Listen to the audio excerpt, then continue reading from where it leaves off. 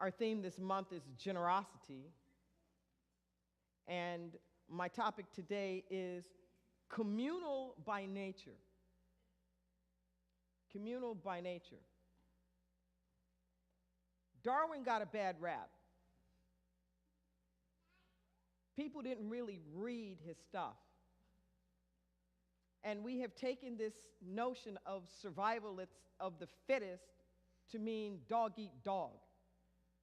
That's not what he was saying at all. What he was saying is that the fittest are the ones who adapt. That yes, there's a survival of the fittest, but the fittest are the ones who learn to work in harmony, who are able to shift with the changes and whatever it is that's going on. And if you remain inflexible, you're not going to make it. But that all of nature is always adapting, and all of nature is always working in cooperation and coordination.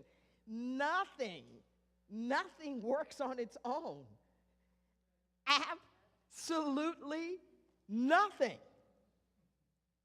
Nada, zip, zero.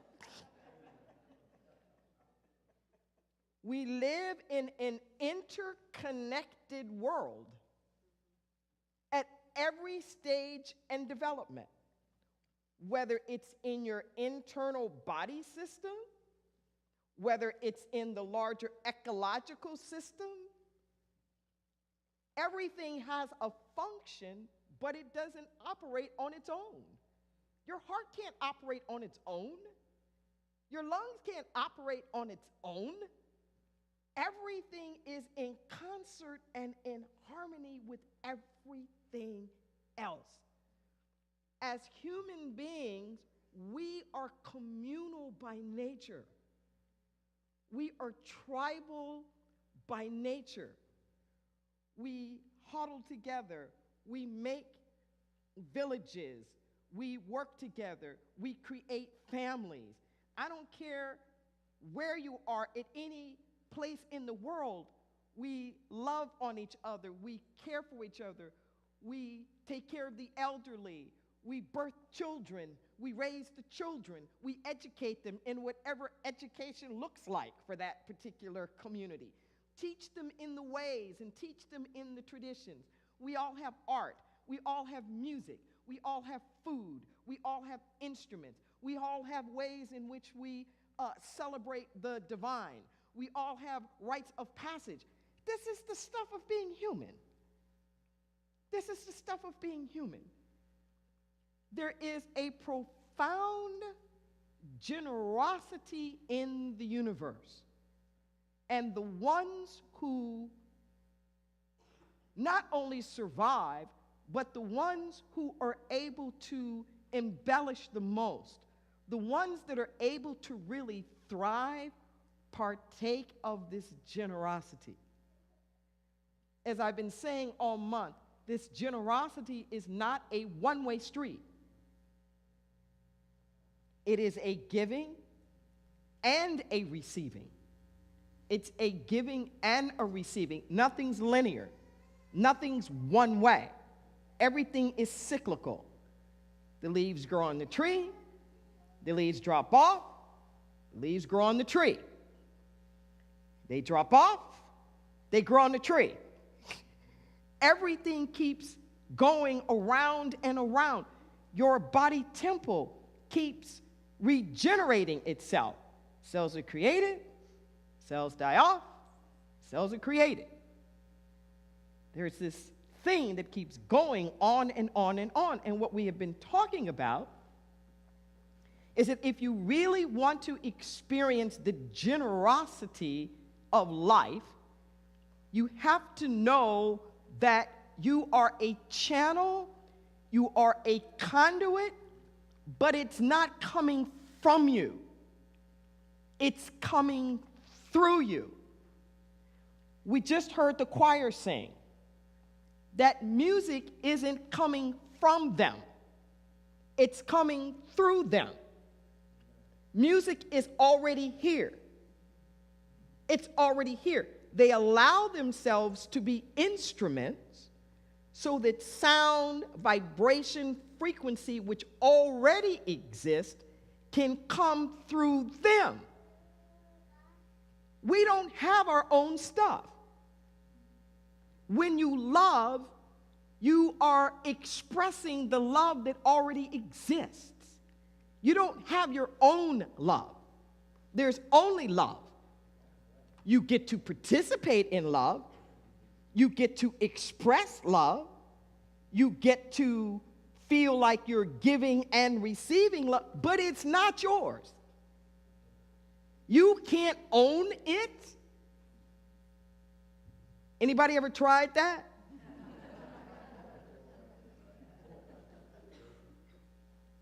You can't. There are just open channels, vessels, vehicles. That's all that it is. When you create, you are creating with the creativity of God. When you are giving, you are part of that portal.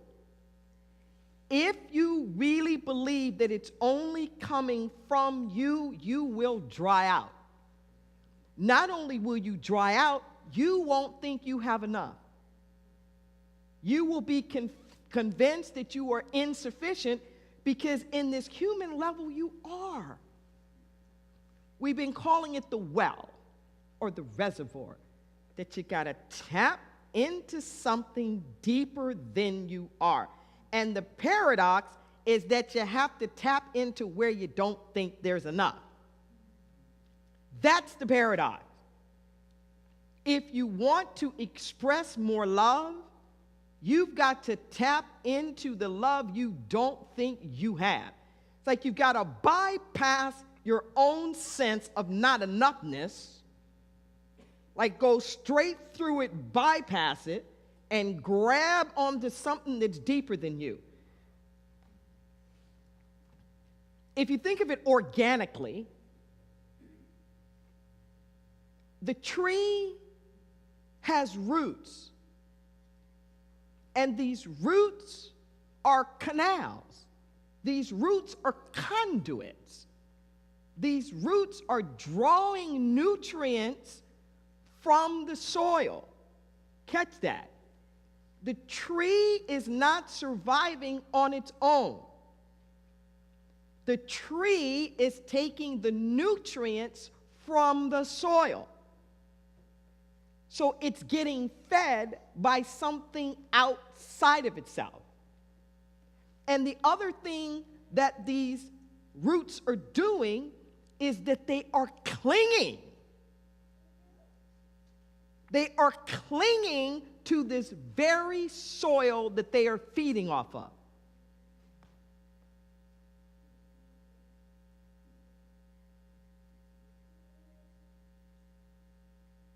That's what we've got to do in life. We have to allow ourselves to root in something that's bigger than we are. We have to allow ourselves to feed from it, get our nutrients back from it, and cling to it with all of our heart and soul and might. You cling to it for the stability. And it's the interconnectedness of the clinging that makes it stable. So we live in an exquisitely beautiful part of the planet. Right here on the coast of the Monterey Bay. We could just walk down to the coast. And we're known particularly for the redwoods. It's an unusual tree that you don't find everywhere in the world. Some of the biggest, tallest trees in the world. There are some places, northwestern United States, where the trees are so big, they've put tunnels through the trees. So traffic is going through the trees. That's how big these massive trees are. But interestingly enough, their roots aren't that deep. They're not. And because of the cliffs that we have here, you can actually see the roots of the redwood sometime when the cliffs have sheared off. The roots are so thick, they look like trees themselves. But they're entangled. Do you feel that? They're entangled. The strength of these redwoods isn't just that the roots are so deep, but that they interlock so that the roots of each of the trees are intertwined with the roots of the other trees so that they are literally holding each other up.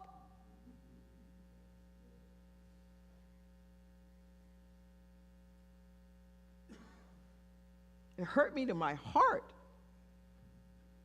to cut down that redwood tree here along the side of our property. But it was going to fall.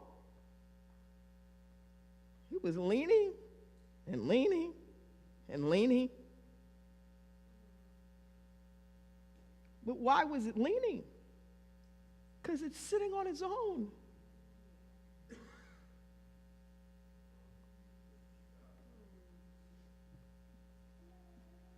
At one point where we're sitting right here now, this was all redwoods.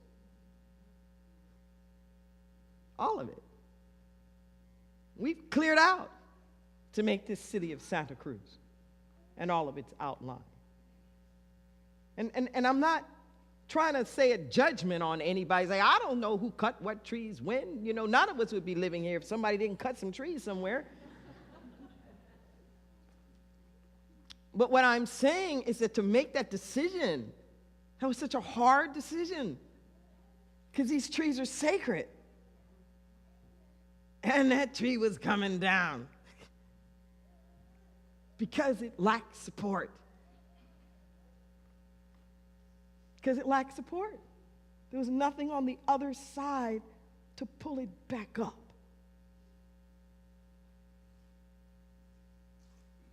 I'm proud to say that we did ritual and did everything that we possibly could to honor that tree. But we are communal by nature.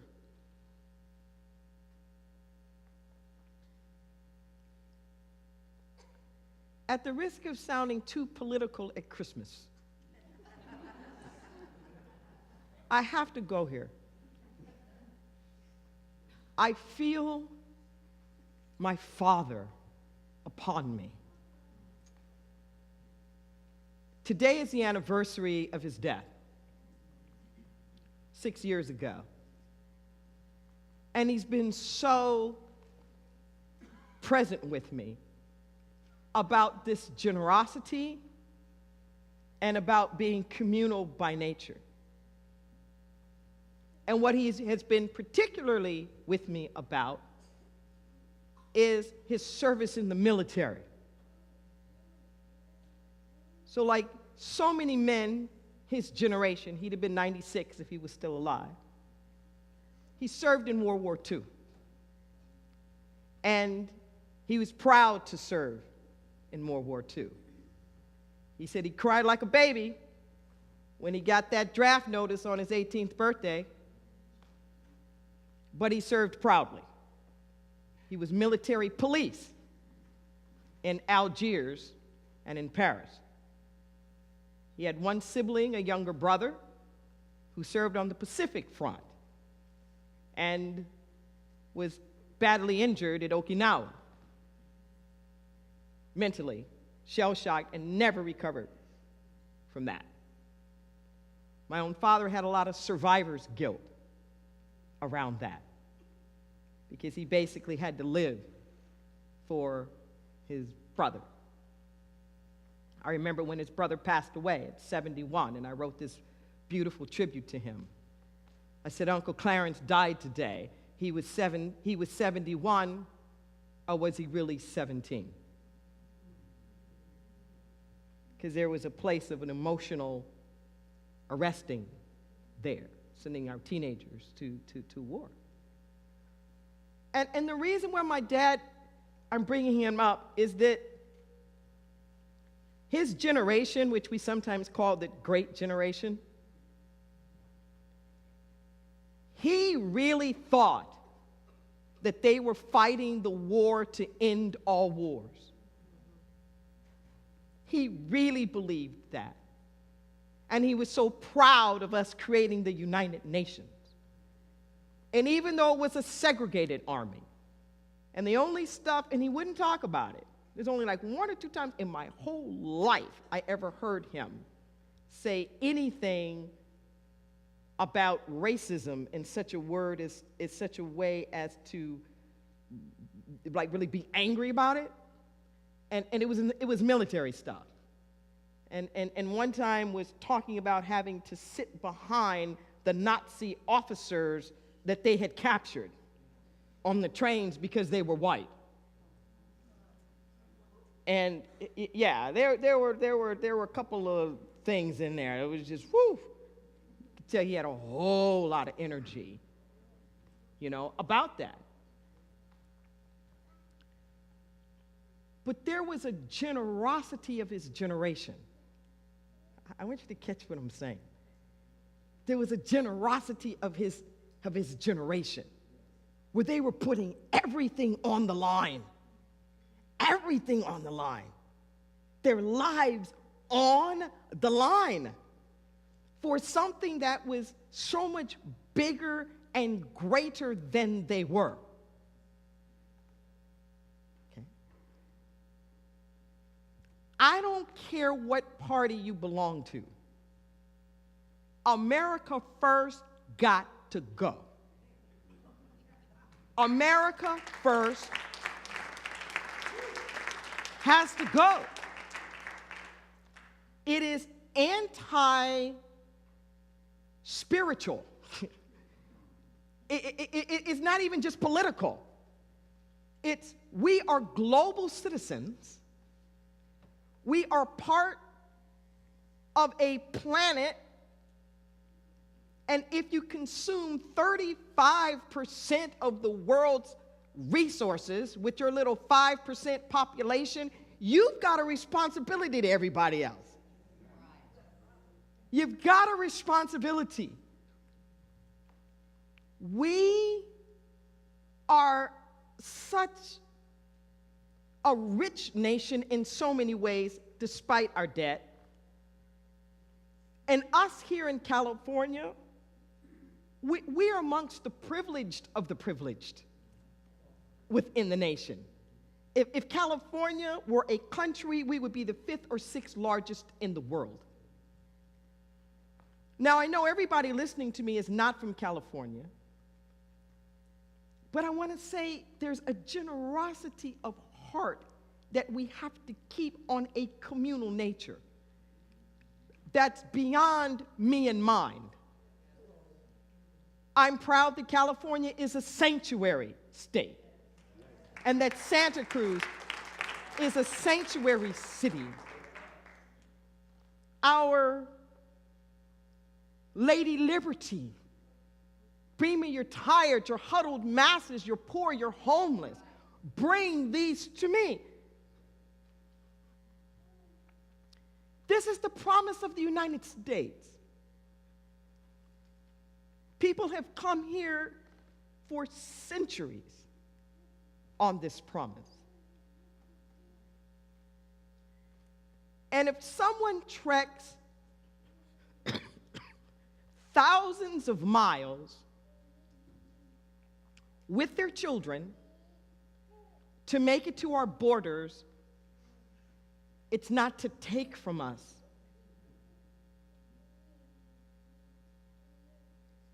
People don't make that trek to get on welfare. They make that trek to contribute. They make that trek because something within them says, I want to live. I want my family to live. I have gifts. I have skills. I have talents.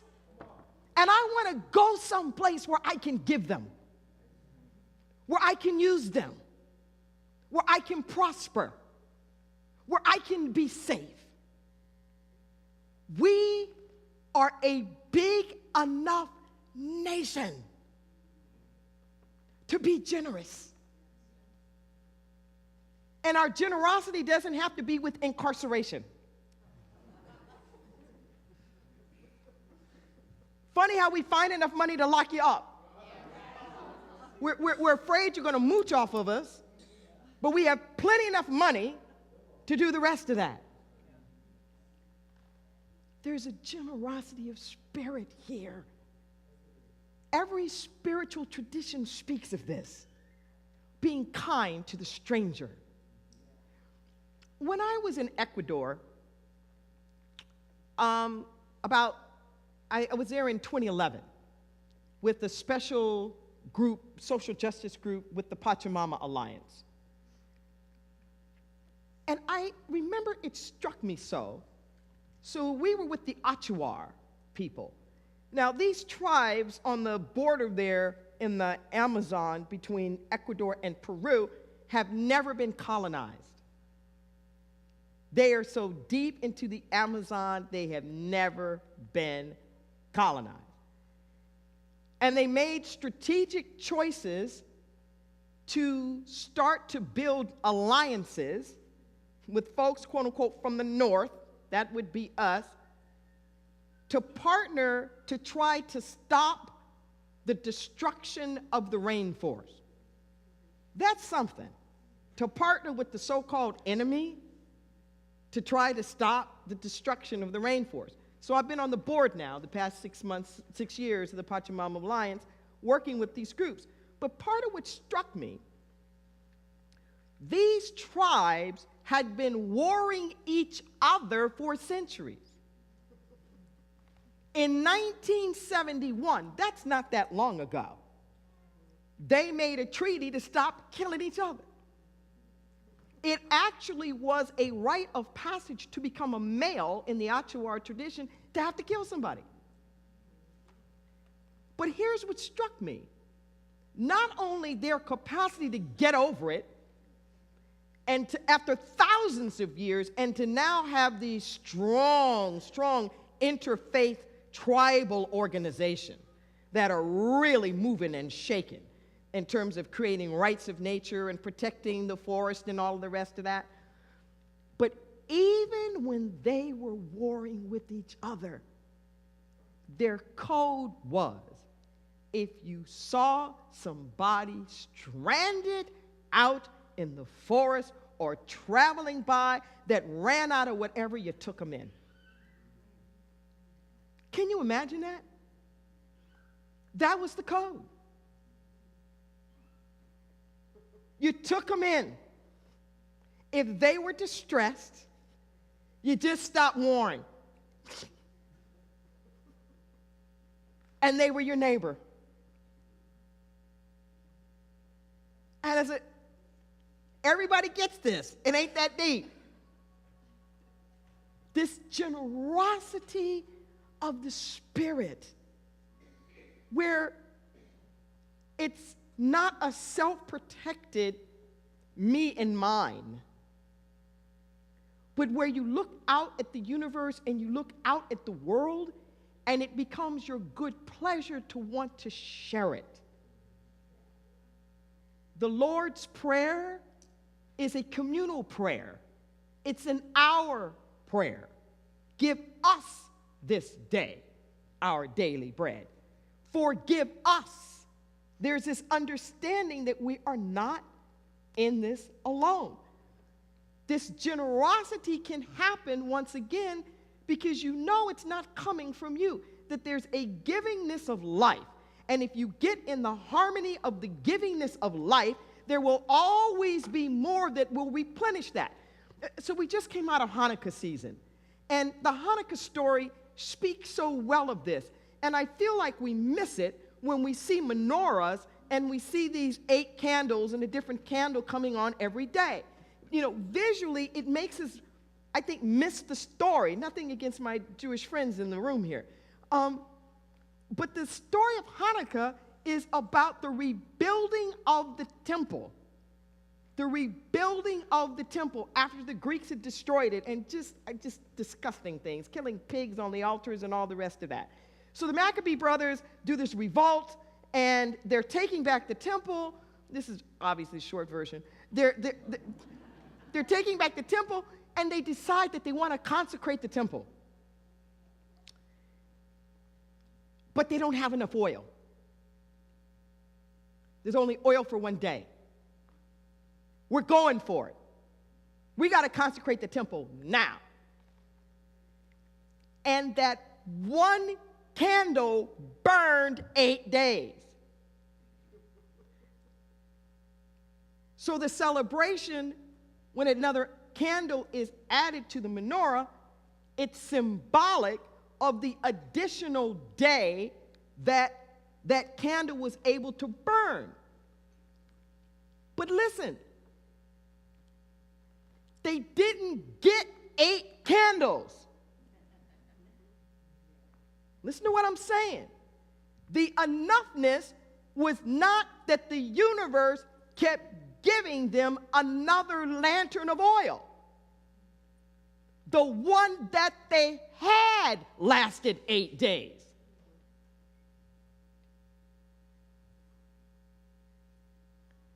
Stop looking for another one.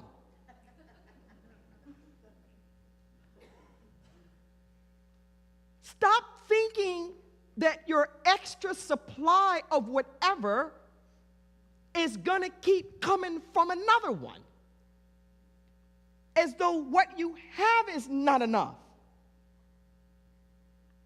What you have will expand and last. We're not going to get more planets. If we keep living at this level, and all the so-called developing countries are using resources at the level that the United States did, it would take 7 planets. We don't have 7 planets. We don't have that. But there are ways of using this one that are more efficient. There are ways of using this one that are more sustainable. There are ways of using this one so that there could be enough for everybody. It's not impossible, and it's not too late, but it's going to take a generosity of the Spirit. Do you feel what I'm saying? We got to get away from the me and the mine and the protection and this musical chairs where when the music stops, we're just bumping people out the way to make sure that we're not the one that's left standing. That's not the way. We don't need to keep bumping everybody out the way to make sure that when the music stops, we're not the one left standing. Make more chairs.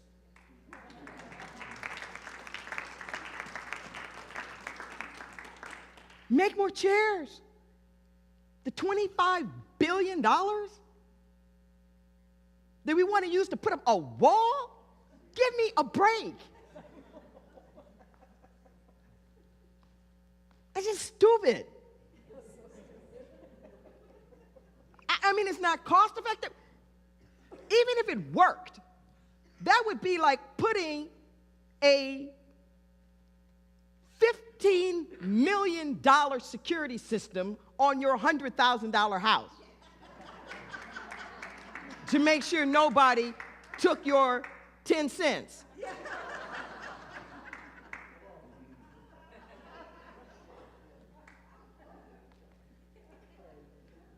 What if we took the $25 billion and invested it in Mexico?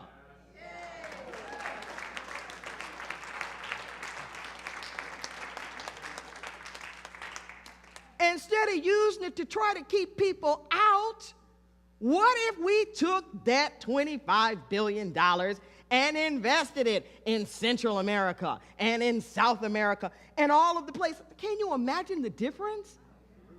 What the trade-off would be? What if we created more entrepreneurs? What if we helped develop more business? Then you wouldn't have people trying to run someplace else we would all be partnering together and there would be more. And the only thing between investing in it and trying to put a wall to keep people out is generosity.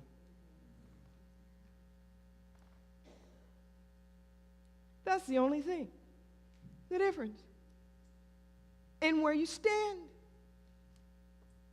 and how you see yourself. What you want to do with your money. What you want to do with your resources.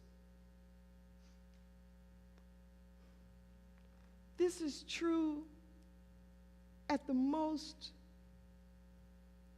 fundamental level. This is all true in the most personal level. How much money are you willing to spend to keep people out of your life? And I'm not just talking about currency and money. How much psychic energy? How much emotional energy? How much physical health and wealth of your chi energy are you willing to spend to so-called protect yourself? Well, Reverend Deborah, don't we need boundaries? Yes. But a boundary and a border are not the same thing. A border is designed to keep people out. But guess what a border does? It keeps you in. So any wall that we build on our border walls us in.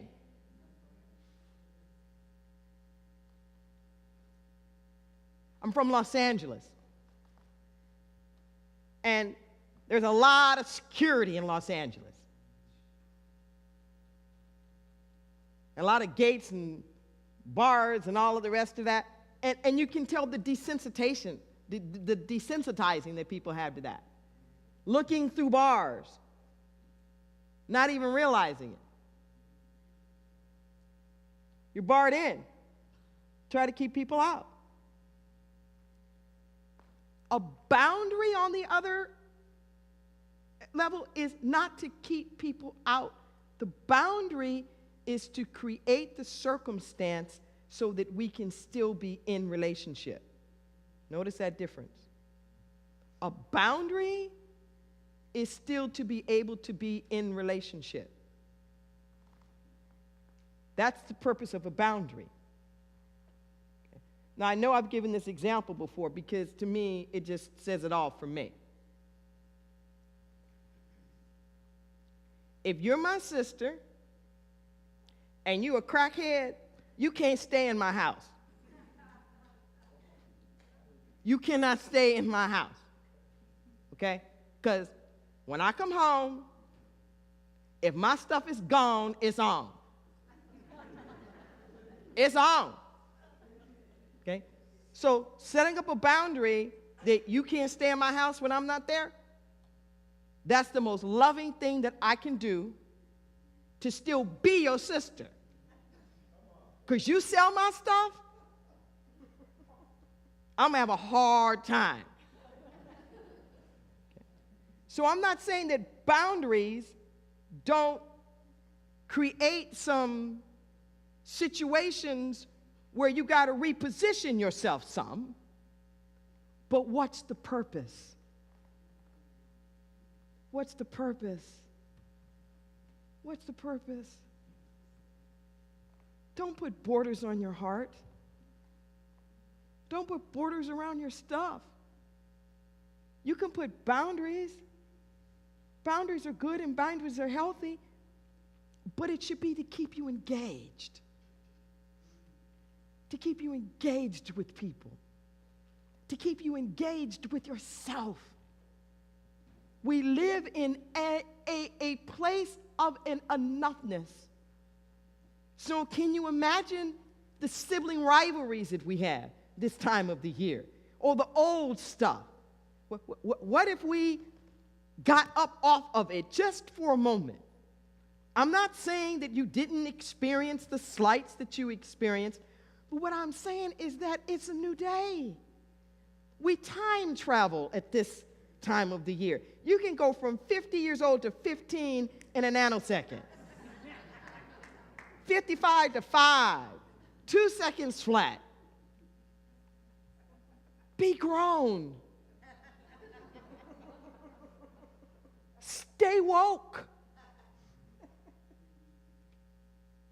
Bring your highest self to the table to every family gathering.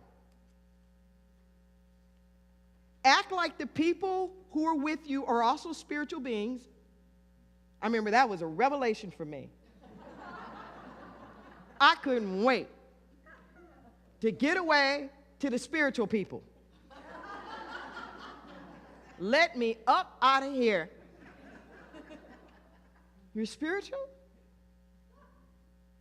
You're spiritual? And ironically enough, that uncle that I talked about, he was the sweetest man in the world. I loved hanging out with him. He was just the sweetest man in the world and the only one who wouldn't argue. Just the sweetest man in the world. We are communal by nature. The universe doesn't know these divisions. The universe doesn't know tribe. The universe doesn't know nationality. It doesn't know religion. It doesn't know gender. It doesn't know all that stuff. It doesn't, which is why we can exchange body parts.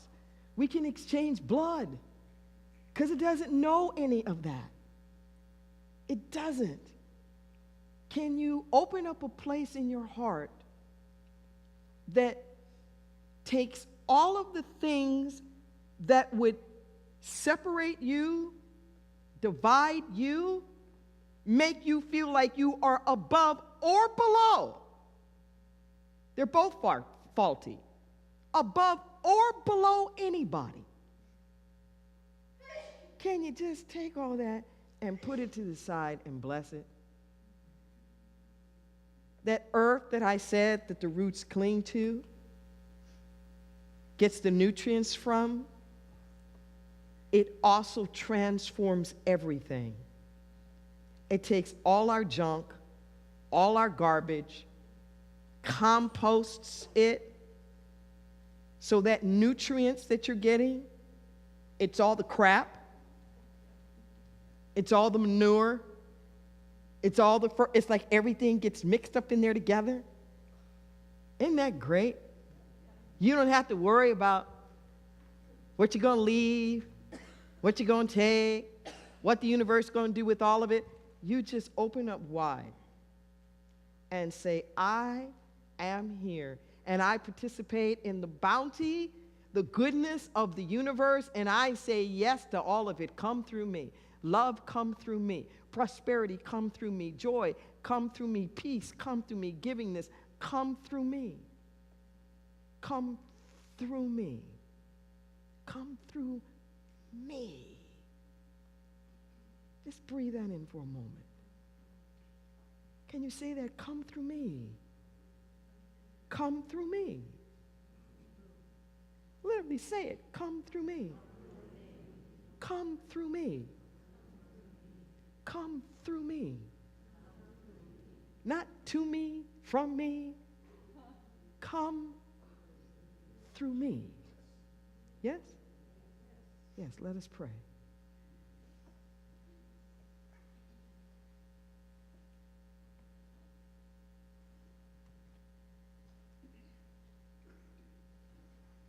Return within in this moment.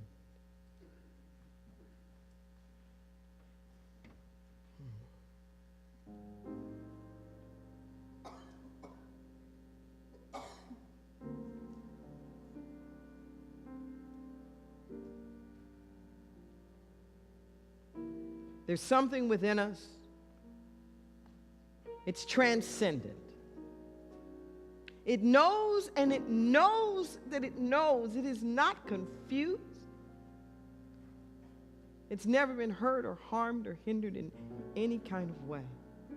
Something within us is part of the great I am, and we celebrate it. We lift up our eyes to the hills from which cometh our help.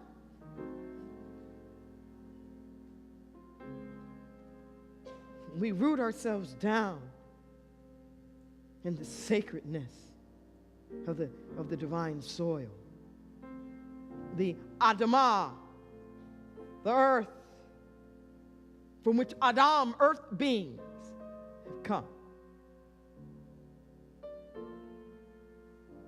In this moment right now, we humble ourselves. We lay it all on the altar. The hurts, the pains, the fears, the concerns, the worries, the grief. We lay it on the altar. The expectations, the timetables, the agendas, we lay it on the altar. And just like the soil, we allow the alchemy of the divine to transform it into all needs met. Create in us a clean heart, O God, and renew a right spirit within us, a clean heart. If there's aught that we have against anyone, we open up our heart for forgiveness as we forgive. We pray the prayer of sufficiency and enoughness. All needs met. There's enough. There's enough. Pray for our generosity of spirit so that in this season of giving, we might truly give of ourselves. Circulate all the stuff that we have.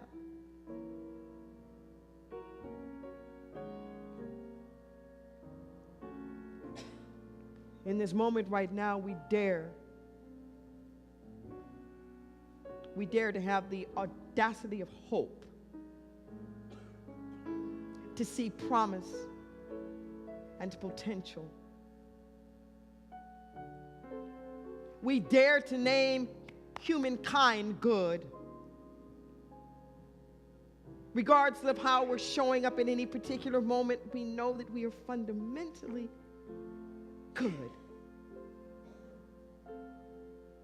and our prayers are redeeming the best within us. Thank you for the reconciliation. Thank you for the doors of opportunity opening, for all of our needs met, divine right, relationships and companionship and divine right residence and transportation, divine right sustenance, so that we have sustainability, divine right health in our body temples, quick recovery, enlightening of our chief feet. We say thank you, Mother, Father, God. Let us sing. Let us dance. Let us be glad in this day, this season that the Lord has made. It is good.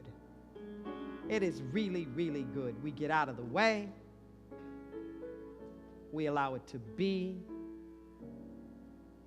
And so it is. So it is.